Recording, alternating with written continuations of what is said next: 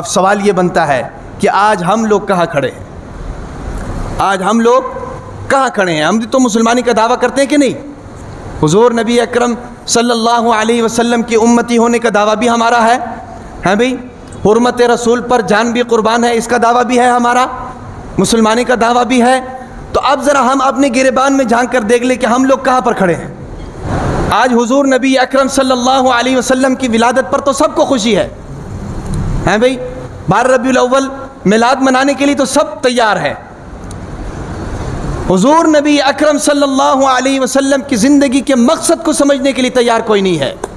نعرہ تکبیر، نعرہ تکبیر، تاجدار ختم نبوت، تاجدار ختم نبوت۔ حضور نبی اکرم صلی اللہ علیہ وسلم کی بعثت کا مقصد کیا تھا؟ کیوں بھیجا گیا؟ سوال یہ بنتا ہے۔ ہم لوگ نا جی سیلیبریشن کرنے کے بڑے عادی ہیں۔ سیلیبریشن سمجھ آ رہی کہ نہیں؟ مقصد کو ہم لوگ سمجھنے کے لیے تیار نہیں۔ جشن آزادی میں بھی یہی کچھ ہوتا ہے، موٹر سائیکلوں کے سلنسر اتارے ہوئے ہیں، منہ پہ رنگ پوتے ہوئے ہیں جناب، قسم قسم کے کپڑے پہنے ہوئے ہیں، ہلڑ بازیاں ہو رہی ہیں۔ ملک کو کس لیے حاصل کیا گیا اس مقصد کو دیکھنے کے لیے کوئی تیار نہیں۔ یہاں پر بھی دیکھ لو، عید میلاد النبی مناتے ہیں، حضور نبی اکرم صلی اللہ علیہ وسلم کی ولادت کی خوشی۔ میرا تو اس میں اختلاف ہے کہ ولادت کی خوشی ایک دن کیوں ہے بھئی؟ ولادت کی خوشی حضور نبی اکرم صلی اللہ علیہ وسلم کی ایک مسلمان کو تو ہر لمحہ ہونی چاہیے، ہر لحظہ ہونی چاہیے۔ سمجھ آ رہی کہ نہیں؟ یہ کائنات سجائی گئی کس کے لیے؟ حضور کے لیے۔ سمجھ آ رہی کہ نہیں؟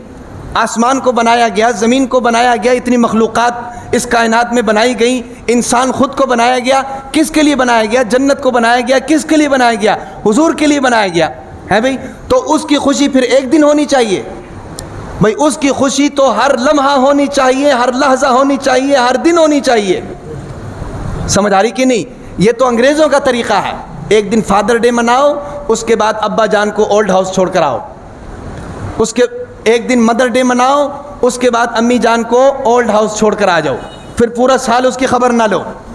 ہم بھی اسی طریقے پر چل رہے ہیں، ایک دن میلاد مناؤ، خوشی مناؤ، ہلڑ بازی کرو، اور پھر سارا سال حرام کماؤ، سارا سال لوگوں کی جیبیں کاٹو، سارا سال لوگوں کو دھوکے دو، سارا سال جھوٹ بولو ہیں بھئی، اور اسی حرام کے پیسے سے جناب دیگے بناؤ، اور پھر عید میلاد النبی پہ تقسیم کرو، حرام کی بتی سے لائٹنگ کرو اور خوشی مناؤ۔ حضور نبی اکرم صلی اللہ علیہ وسلم کی بعثت کا مقصد یہ نہیں تھا۔ بعثت کا مقصد، یہ ساری باتیں جو میں نے آپ کو بتائی ہیں نا، یہ ساری باتیں اتفاقی نہیں ہیں۔ حضور نبی اکرم صلی اللہ علیہ وسلم کا عرب کے اندر آنا یہ کوئی اتفاقی بات نہیں ہے۔ حضور نبی اکرم صلی اللہ علیہ وسلم کا عرب کے لوگوں کے اندر تشریف لانا یہ کوئی اتفاقی بات نہیں ہے۔ ان کے اندر وہ خصائل اور وہ اوصاف موجود تھے، وہ صلاحیتیں موجود تھیں، اللہ نے اس لیے بھیجا۔ حضور نبی اکرم صلی اللہ علیہ وسلم کا نبوت کا اعلان کرنا یہ کوئی اتفاقی بات نہیں ہے۔ اور پھر اس کے پاداش میں حضور نبی اکرم صلی اللہ علیہ وسلم کے اوپر مصیبتوں کا پہاڑ ٹوٹنا یہ کوئی اتفاقی بات نہیں ہے۔ 27 غزوات میں حضور نبی اکرم صلی اللہ علیہ وسلم اپنے جسم اطہر کے ساتھ بنفس نفیس شریک ہوئے، یہ کوئی اتفاقی بات نہیں ہے۔ سمجھ آ رہی کہ نہیں؟ اس کے پیچھے اللہ تعالیٰ کی حکمت موجود ہے، حضور نبی اکرم صلی اللہ علیہ وسلم کے منصوبے موجود ہے، اور ان کی محنت موجود ہے، اور ان کی جد و جہد موجود ہے۔ تو ہم یہ ساری چیزیں بھول گئے ہیں، اور میلاد کے نام پر ہلڑ بازی ہمیں یاد رہی۔ قرآن کیا کہتا ہے؟ وَالَّذِي أَرْسَلَ رَسُولَهُ بِالْهُدَى وَدِينِ الْحَقِّ، یہ مقصد بتا رہا ہے یہ آیت۔ اللہ تعالیٰ نے فرمایا کہ اللہ نے اپنے رسول کو بھیجا دین حق کے ساتھ۔ کیوں بھیجا ہے؟ مقصد کیا ہے؟ فرمایا کہ لِيُظْهِرَهُ عَلَى الدِّينِ كُلِّهِ، تاکہ اس دین کو پوری دنیا کے اندر غالب کر دے۔ یہ ہے حضور نبی اکرم صلی اللہ علیہ وسلم کی بعثت کا مقصد۔ سمجھ آ رہی کہ نہیں؟ تو اس لیے یہ ہے کہ حضور نبی اکرم صلی اللہ علیہ وسلم کی ولادت کی خوشی تو سب کو ہے، ٹھیک ہے نا جی، لیکن ہمیں اس بعثت کے مقصد کو سمجھنا چاہیے، اس ولادت کے مقصد کو سمجھنا چاہیے، اور پھر اپنے گریبانوں میں جھانک کر دیکھنا چاہیے کیا ہم اس مقصد کے اوپر پورا اترنے میں کامیاب ہیں کہ نہیں ہیں۔ اس وقت جو ہماری مجموعی صورتحال ہمیں نظر آ رہی ہے، اس وقت جو ہماری مجموعی صورتحال ہمیں نظر آ رہی ہے وہ ہمیں یہ بتا رہی ہے کہ ہم اللہ کے نبی کے طریقوں پر نہیں چل رہے، اللہ کے حکموں کو نبی کے طریقے کے اوپر عمل کر کے پورا نہیں کر رہے۔ سمجھ آ رہی کہ نہیں؟ ہم ہر چیز کو دین کا نام دے کر اس پر عمل کرنا شروع کر دیتے ہیں ثواب کی نیت سے۔ یاد رکھیں کہ وہ کام جس کو ہم دین سمجھیں اور ثواب کی نیت سے اس کو کریں اور دین کے ساتھ اس کا تعلق نہ ہو، یاد رکھیں کہ وہ بدعت ہے۔ وہ کیا ہے؟ بدعت ہے۔ اور بدعت کے بارے میں حضور نبی اکرم صلی اللہ علیہ وسلم نے کیا فرمایا کہ کل بدعت ضلالہ، کہ ہر بدعت گمراہی ہے اور ہر گمراہی جہنم کے اندر لے کر جانے والی ہے۔ یاد رکھیں۔ سمجھ آ رہی کہ نہیں؟ بدعت کو پہچاننے کا ایک بڑا بہترین طریقہ، 5 منٹ اوپر چلے گئے ہیں، بدعت کو پہچاننے کا ایک بڑا بہترین طریقہ علماء کرام نے بتایا ہے۔ وہ کیا ہے؟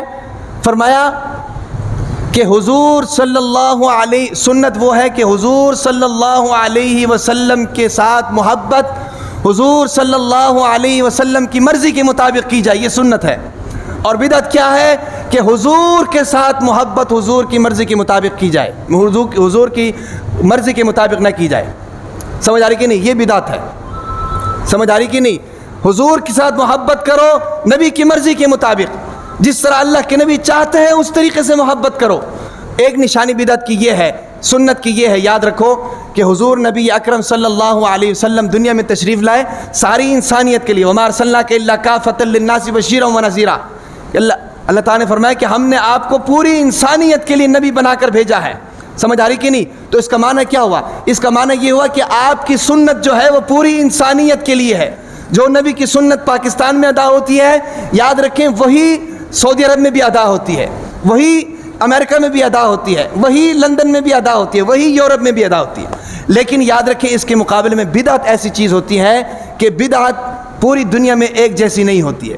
یہ بدعت اور سنت میں فرق ہے۔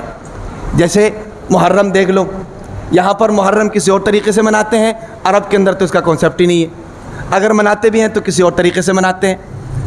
اسی طریقے سے یہ میلاد النبی دیکھ لو، یہاں پر کسی اور طریقے سے مناتے ہیں، عرب کے اندر کانسیپٹ ہی نہیں ہے۔ عرب کو تو چھوڑو، پاکستان کے بہت سے ایسے علاقے ہیں جہاں پر کانسیپٹ ہی نہیں ہے، پشاور کے اندر کوئی جانتا ہی نہیں ہے، چترال کے اندر کوئی جانتا ہی نہیں ہے۔ سمجھ آ رہی کہ نہیں؟ اگر سنت ہوتی تو پھر پوری دنیا کے لوگ کرتے اس کو، جس طرح عید کو کرتے ہیں، عید الفطر کو کرتے ہیں، عید الاضحیٰ کو کرتے ہیں۔ سمجھ آ رہی کہ نہیں؟ اور پھر ایک اور بات میں آپ کو بتاؤں کہ ہم لوگ اس کو لا علمی کے بنیاد پر عید کا نام دے دیتے ہیں۔ یاد رکھیں، سب سے پہلی بات اس حوالے سے یاد رکھیں، شریعت کے اندر 2 عیدیں ہیں۔ کتنی عیدیں ہیں بھائی؟ ذرا زور سے۔ شریعت کے اندر 2 عیدیں ہیں، عید الاضحیٰ اور عید الفطر۔ تیسری عید کوئی نہیں ہے، تیسری عید کوئی نہیں ہے۔ اس کے عید نہ ہونے کی دلیل کیا ہے؟ عقلی دلیل۔ اس کے عید نہ ہونے کی دلیل کیا ہے؟ اس کے عید نہ ہونے کی دلیل یہ ہے کہ شریعت نے جو 2 عیدوں کا حکم دیا ہے، ان عیدوں کی سیلیبریشن کس وقت ہوتی ہے؟ کس وقت ہوتی ہے بھائی؟ صبح کے وقت ہوتی ہے، چاہے وہ عید الاضحیٰ ہو چاہے وہ عید الفطر ہو، رات کا کوئی کانسیپٹ نہیں ہے۔ اور یہ عید میلاد النبی کب سیلیبریٹ ہوتی ہے؟ رات کو ہوتی ہے۔ آپ آج چلے جائیں ملک پارک، نظارہ آپ کے سامنے آ جائے گا۔ سمجھ آ رہی کہ نہیں؟ تو یہ اس کا معنی یہ ہوا کہ یہ کام شریعت سے ہٹ کر ہے، یہ شریعت کا طریقہ کار نہیں ہے۔ بہرحال حضور نبی اکرم کے بعثت کی خوشی سب کو ہے، لیکن یہ ہے کہ حضور نبی اکرم صلی اللہ علیہ وسلم کی بعثت اور ولادت کے مقصد کو سمجھنا چاہیے اور اس پر عمل کرنا چاہیے۔